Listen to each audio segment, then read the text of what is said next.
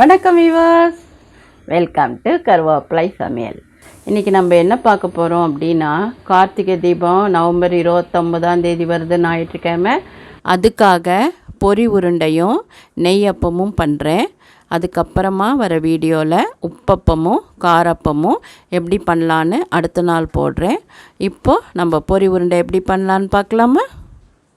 இந்த பாத்திரம் எடுத்துட்டுருக்கேன். இதில் இந்த நல்லா நசுக்கி துருவியோ நசுக்கியோ கரெக்டாக பிடிக்கிற மாதிரி ஒரு பாத்திரம் வெல்லம்னா இதில் 3 பாத்திரம் பொரி, அதான் கணக்கு. சரிங்களா? 1க்கு 3 அப்படின்னு. இப்போது நான் இந்த ஒரு இதில் இருக்கிற இந்த வெல்லத்தை எடுத்து வச்சுருக்கேன் ஏற்கனவே.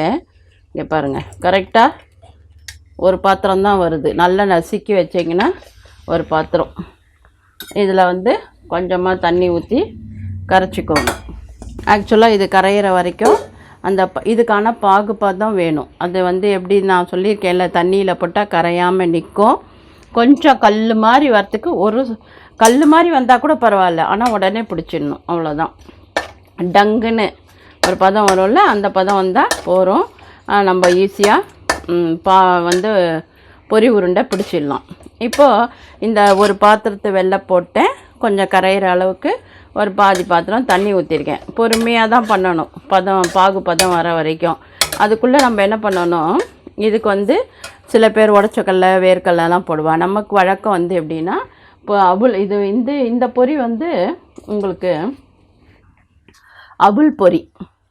அவுள் பொரியில் பண்ணுறது வழக்கம். நெட் பொரியில் பண்ணலாம், இல்லைன்னா நார்மல் பொரியில் கூட பண்ணிக்கலாம். உங்கள் வழக்கம் எப்படியோ அப்படி பண்ணிக்கலாம், தப்பே கிடையாது. பகவானுக்கு அன்போடு நம்மளோட உண்மையான பக்தியோடு கொடுத்தா போகிறோம். பகவான் வேறு எதுவுமே சொல்ல மாட்டார், நீங்கள் எதை வேணால் வைக்கலாம். இந்த திருக்கார்த்திகையை நம்ம செலிப்ரேட் பண்ணுறோம். ஏன்னா இது கரையிற வரைக்கும் சும்மா இருக்க முடியாதுல்ல, அதுக்காக நான் உங்களுக்கு சொல்கிறேன். திருக்கார்த்திகை தீபம் மகா தீபம் சொல்லுவாங்க. அதாவது சிவனுக்கு ரொம்ப விசேஷம். அன்றைக்கி நம்மளுக்கு பகவானே நீ கொஞ்சம் முயற்சி செய், உன்னோட உடம்புல இருக்கிற அந்த கெட்ட கர்மாக்களெல்லாம் நான் சரி பண்ணிடுவேன், உன்னோட கெட்ட எண்ணங்களெல்லாம் போக்கிட்டு நான் உன்னை ஒரு நல்லவளாக ஆக்கிடுவேன், புனிதமாக ஆக்கிடுவேன். என்ன காரணம்னா, அந்த 7 சக்கரமும் தானாக ஆக்டிவேட் பண்ணோம் அந்த பௌர்ணமி கார்த்திகை மாத்திரம். நம்ம கொஞ்சம் ஸ்ரத்தை எடுத்து பகவானை நினச்சி மெடிடேஷன் பண்ணோன்னா கண்டிப்பாக நமக்கு நம்மளோட அகத்தில் இருக்கிற அழுக்கெல்லாம் போய் அகம் ரொம்ப சுத்தமாகிடும். அதுதான் உண்மை. அது எத்தனை பேர் பயன்படுத்துவாங்க, எப்படி கரெக்டாக இருப்பாங்கன்னு எனக்கு தெரியல. பட் ஆனால் இன்னும் ஒரு பெரிய விசேஷம் என்னென்னா, ஒவ்வொரு சகோதரனும் தம்பியோ அண்ணாவோ தான் சகோதரிக்கு கார்த்திகை தீபத்தன்னைக்கு என்ன பண்ணுவா, நிறையா பாரத்தில் வழக்கம் உண்டு.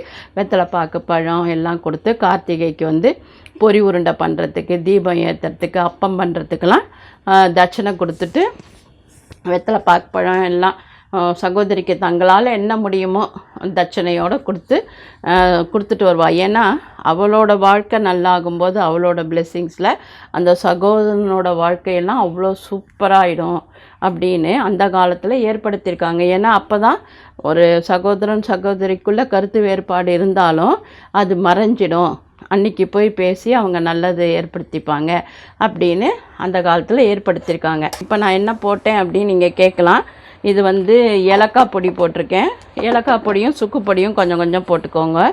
ஆக்சுவலாக ரெண்டும் போட்டால் நல்லது, அதனால் இது ரெண்டையும் போட்டுட்டு இந்த பதம் வந்துடுதுன்னா, இப்போயே வந்துடுது, தண்ணி எடுத்து போட்டு காமிக்கிறேன் உங்களுக்கு. ஏன்னா இப்படி பண்ணாலே இந்த கேப் வருது பார் கரண்டியோட, அப்படின்னாலே பதம் வந்துடுதுன்னு அர்த்தம். வந்துடுது பார், கரையாமல் நிற்குது இல்லை, அவ்வளோதான் பதம். இப்படி கரையாமல் நின்னாலே நம்மளோடது ரெடி ஆகிடுதுன்னு அர்த்தம். இன்னும் ரொம்ப முத்த விட்டால் நம்மளுக்கு தான் கொஞ்சம் கஷ்டம். அதனால் இப்போ இந்த பதமே போகிறோம். அதனால் என்ன பண்ணணும், இந்த பாரு, இப்படி கரண்டியை விட்டால் என்ன ஆகுது, இப்போ காமி, கரண்டியை விட்டால் இப்படி கேப் வருது பாரு, கரண்டியோடு சேர்ந்து அந்த வெல்லம் போகிறதில்ல, அந்த கணக்கு இருந்தாலே போகிறோம். இதில் என்ன பண்ணலாம், ஒரு கொஞ்சமாக லெமன் லைட்டாக புழிஞ்சிட்டோன்னா நம்ம பிடிக்கிற நேரம் வரைக்கும் இது சரியாக இருக்கும். இப்போ நான் ஆஃப் பண்ணிடுறேன். இப்போது 3 டம்ளர் அவுள் பொரி எடுத்து வச்சுருக்கோம்ல, அந்த அவுள் பொரியை போட்டு கலரணும். வெல்லம் 1ன்னா 3 பொரி, அதான் கணக்கு. சரிங்களா? அந்த பதத்தில் இருந்தால் போகிறோம். உங்களுக்கு பொரி சூப்பராக வரும், ஜம்முன்னு பிடிக்கலாம். அவ்வளோதான். பாருங்கள், நல்லா கிளறியாச்சு. ஒரு ட்ராப் நெய் விட்டுப்போம், அப்போது நம்மளுக்கு ஒட்டாமல் வரும், ஈஸியாக பிடிச்சிக்கலாம். ஒரு ட்ராப் நெய் விட்டாச்சு, வாசனையாக கம்மன்னு இருக்கும் நல்லா. ஆச்சா, இப்போ என்ன பண்ணணும், இங்கே பாருங்கள், சூப்பராக ரெடி ஆகிடுது நம்மளோட பொரி. இதை என்ன பண்ணணும், எப்படி உருண்டை பிடிக்கணும் அப்படின்னா, கொஞ்சம் முடியாதவா என்ன பண்ணணும், பச்சரிசி அப்படி துவச்சிண்டு பச்சரிசி அப்படி துவச்சிண்டு பிடிக்கணும்.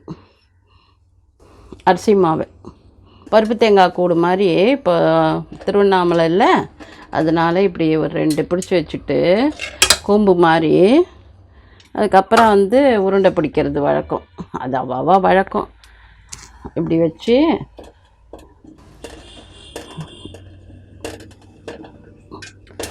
இப்படி பிடிச்சிக்கணும் 2.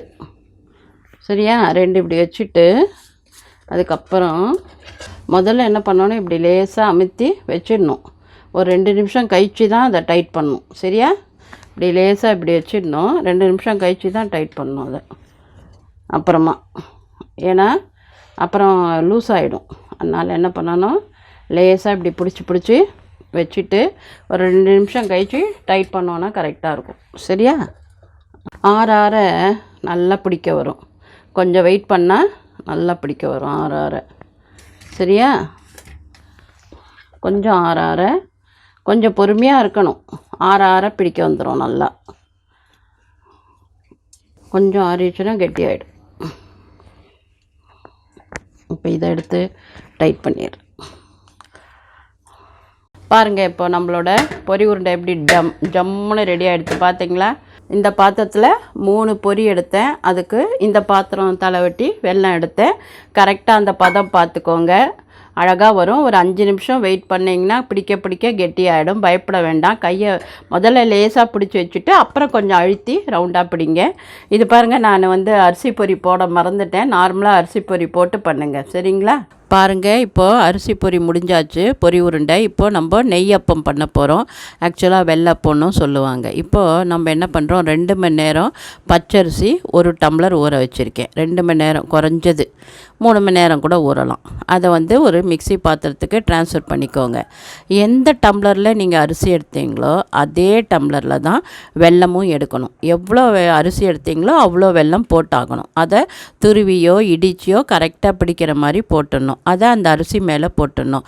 ஒரு 3/4 கப்பு, அதாவது ஒரு அரை மூடி இருக்கு இல்லையா, அரை மூடியில் ஒரு கொஞ்சம் குறைச்சலாக போட்டுடணும். அதுக்கப்புறமா கொஞ்சமாக ஏலக்காய் பொடி போட்டுக்கோங்க, சுக்குப்பொடி கூட போட்டுக்கலாம். ஏலக்காய் பொடி நான் போட்டிருக்கேன். இப்போது அதில் என்ன பண்ணணுன்னா, ஒரு வாழைப்பழம், இந்த 1 டம்ளர் அரிசிக்கு ஒரு வாழைப்பழத்தை போட்டு நல்லா தண்ணி விடாமல் அரைங்க. ஏன்னா வெல்லம் வாழைப்பழம்லாம் இருக்கு இல்லையா, எல்லாம் சேர்த்து தண்ணி விடாமல் சூப்பராக அரைச்சிடுங்க. அரைச்ச பிறகு கொஞ்சோண்டு அந்த அரை மூடியில் தேங்காய் இருந்ததில் அதை இப்போ போட்டுட்டு 2 ஸ்பூன் மைதா மாவோ இல்லை கோதுமாவோ கலந்துக்கோங்க. 2 ஸ்பூன் போட்டுக்கோங்க அரைச்ச இந்த மாவோட. மீதி கொஞ்சோண்டு தேங்காய் வச்சோம்ல அது ப்ளஸ் அரை மூடியில் ப்ளஸ் 2 ஸ்பூன் கோதுமை மாவு இல்லைன்னா மைதா மாவு போட்டு நல்லா கரைச்சி ஒரு அரை மணி நேரம் ஊற விட்டுடணும். சரிங்களா, ஏற்கனவே அரைச்சிருக்கோம். அரைக்கிறதுக்கு 2 மணி நேரம் அரிசி ஊற வச்சோம். இப்போ கலந்துட்டு ஒரு 1/2 ஹவராவது வச்சுருக்கணும் நீங்கள். அப்போ தான் அப்பம் ரொம்ப நல்லா வரும். ஒரு 1/2 ஹவர் ஊறட்டும்னு விட்டுருங்க. கொஞ்சம் திக்காக கரைச்சிக்கணும். ரொம்ப திக்காகவும் இருக்கக்கூடாது, ரொம்ப தனியாகவும் இருக்கக்கூடாது. நான் இப்போ கரைச்ச பதத்தை பாருங்கள். இப்போது நான் எண்ணெய் தான் விட்ருக்கேன். ஃபுல்லாக நெய்யப்பம் பண்ண முடியாது இல்லையா, அதனால் கொஞ்சம் நெய் கொஞ்சம் எண்ணெய் அப்படி நான் கலந்துருக்கேன். அதனால் நீங்கள் வெறும் எண்ணெயில் கூட பண்ணலாம். இந்த நெய்யப்பம் வெள்ளப்பம்னு சொல்லுவோம், ரொம்ப சூப்பராக இருக்கும். பண்டிகை இல்லைன்னா பரவாயில்ல, நீங்கள் என்ன பண்ணலாம், குழந்தைக்கு பெரியவங்களுக்கு எல்லாருக்கும் இந்த மழை காலத்தில் ஸ்நாக்ஸ் மாதிரி போட்டு தரலாம். ஏன்னா வெல்லம் இருக்கு இல்லையா, அத்தனையும் அயன், அதனால் ஹீமோக்ளோபின் ஜம்முன்னு ஏறும். அதனால் குழந்தைகளுக்கு பெரியவங்களுக்கு எல்லாருக்கும் நீங்கள் இந்த அப்பம் பண்ணி தரலாம். அதனால் இது ஸ்நாக்ஸ் மாதிரியும் பண்ணலாம். பாருங்கள், எண்ணெய் அழகாக அதில் எண்ணெய் நெய் விட்டுட்டோம், அழகாக ஊற்றுறோம் பாருங்கள். இந்த மாதிரி ஊற்றுற பதத்துக்கு நீங்கள் அதுவே வெந்து அப்படியே வரும். நீங்கள் அதுதான் இதில் பியூட்டியே.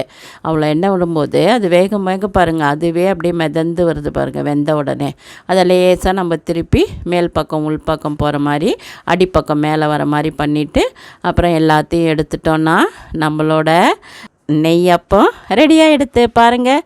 பிரித்து காமிக்கிறேன் எப்படி இருக்குது. சூப்பராக இருக்கா? ஆரோக்கியமாக சாப்பிடுவோம், ஆரோக்கியமாக இருப்போம். நன்றி, வாழ்த்துக்கள் எல்லா சகோதர சகோதரிகளுக்கும், அண்ணன் தம்பிமார்களுக்கும், மகன்களுக்கும் எனது என்ன சொல்கிறது, கார்த்திகை தீப நல்வாழ்த்துக்கள்.